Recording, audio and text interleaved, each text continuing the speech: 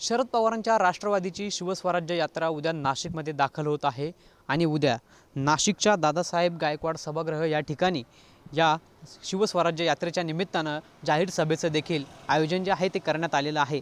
मात्र शिवस्वराज्य यात्रेच्या पार्श्वभूमीवरती नाशिक शहरात लावण्यात आलेल्या बॅनरवरती शरद पवार गटाकडून अजित पवार गटाचा गद्दार म्हणून उल्लेख करण्यात आलेला आहे।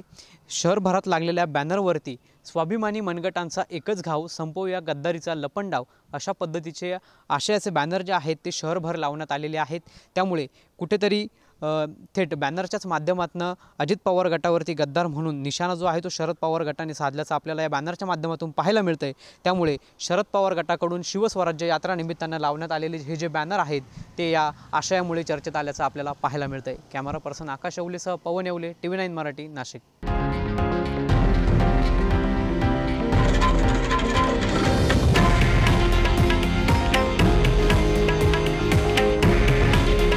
हे आहे देशातील नंबर 1 न्यूज नेटवर्क आणि आपण पाहत आहात TV9 मराठी।